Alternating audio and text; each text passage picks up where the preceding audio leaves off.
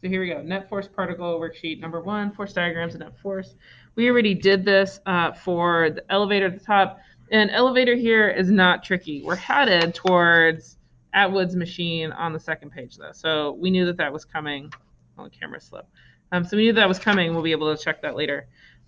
Here, for part 2, it says the elevator is now accelerating upward at 2 meters per second squared. So we're going to have a new acceleration here, which means that our net force is no longer 0, right? That's the theme of this whole unit, is where we have net force that's not equal to 0. So we see first construct a force diagram for the passenger.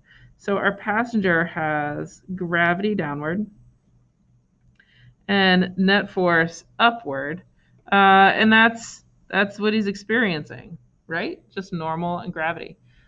But because he's accelerating upward, since our acceleration is 2 meters per second squared, we know that net force is not 0 anymore.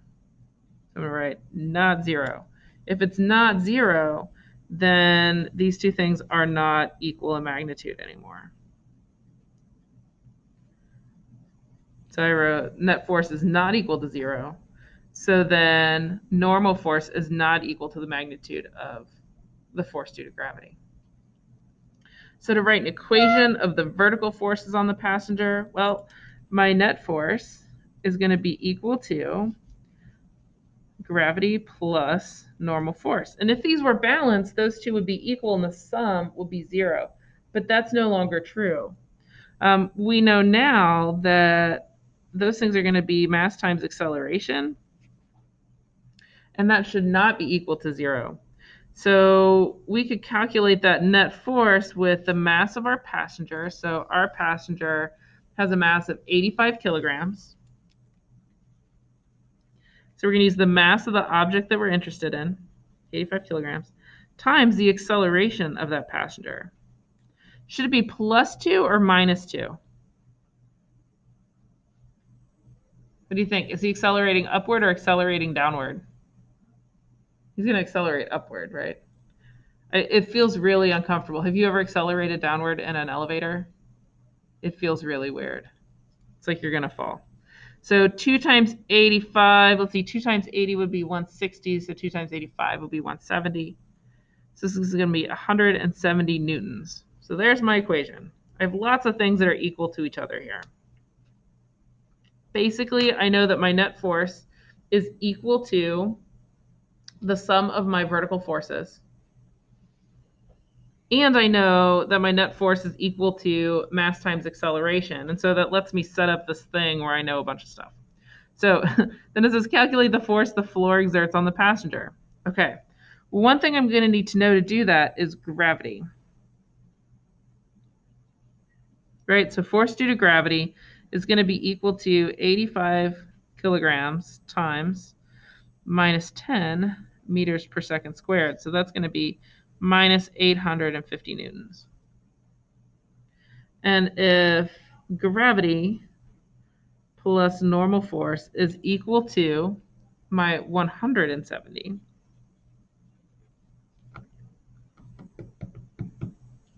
then normal force is going to be equal to 170 newtons minus gravity, which is going to be 170 minus 850 newtons. I need a calculator for this one.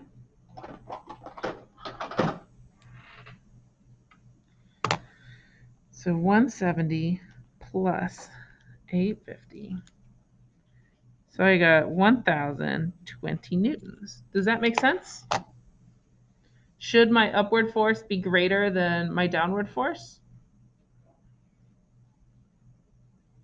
It should, because he's accelerating upward, which means that because they're not balanced, the acceleration is going to be in the direction of the greater amount of force. What questions do you guys have about 1 and 2? Anything? Does it seem reasonable? Okay. Uh-oh, the adventure continues. Upon reaching the top of the building, the elevator accelerates downward at 3.0 meters per second. So that means now our acceleration, because it's downward, it's going to be negative. That's unsettling. Oh, come on, pencil lead. Minus 3.0 meters per second squared. So my force diagram for the passenger, now that they're accelerating downward, well, if it's accelerating downward, I know that my downward force has to be bigger than my upward force. So there's normal, there's gravity. Does gravity change? Or is gravity the same?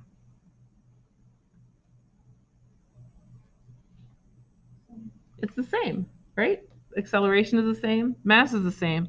So what must be happening for gravity to be bigger than normal force is normal force is no longer enough to hold them up. This is what happens when the floor falls out from under you.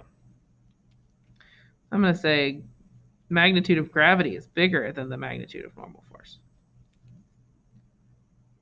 Write an equation for the vertical forces on the passenger. Same as always, this is a net force equation. Net force equals gravity plus normal force.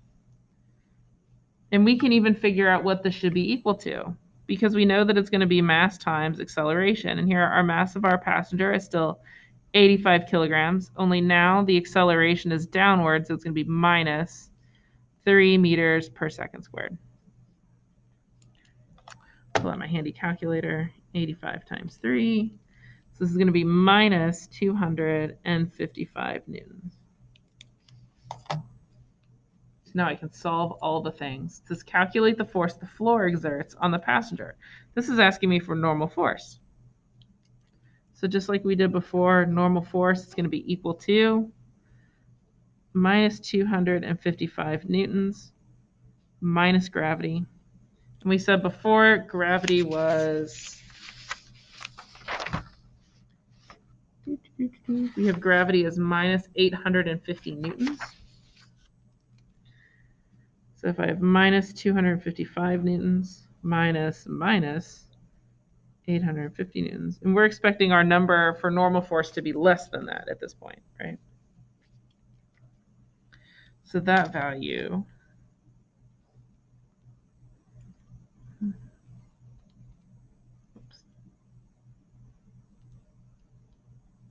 so now I get 595 newtons. So if my upward force is 595, my downward is minus 850 newtons, right? So that's what we ended up having, is that our normal force was less than force due to gravity. And when that happens, these guys are unbalanced. And my object or my person is going to feel acceleration downward. Is it as much as if they were free falling? It's not. If they were free falling, the acceleration would be minus 9.8 meters per second squared. So they're being held up a little bit. So that's a little reassuring. But they're still going to feel like they're accelerating downward.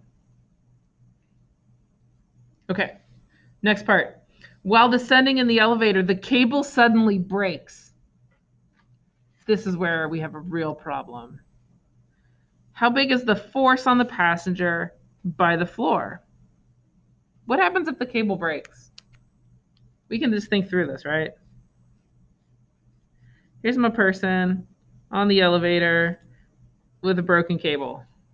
Are they still being held up anymore? Do they have any normal force holding them up? Nope. So what should their normal force be?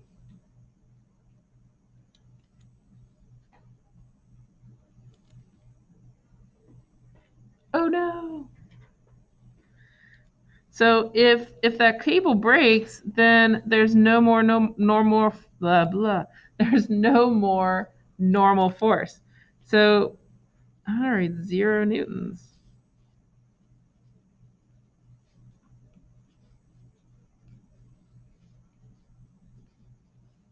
There's no more upward force on the passenger. Our passenger is now officially having a really bad day.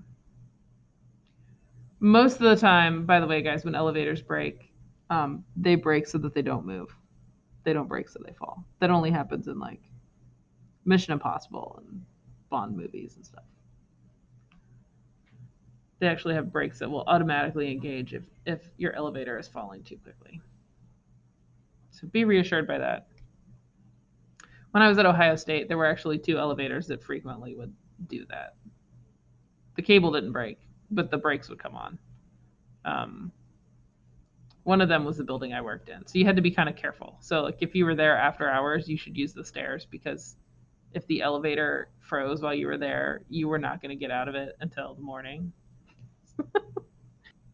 I know. Don't play with a broken elevator, guys. Just don't. All right. You guys have any questions about the elevator? We can do this, right? This is not that different than what we were doing before.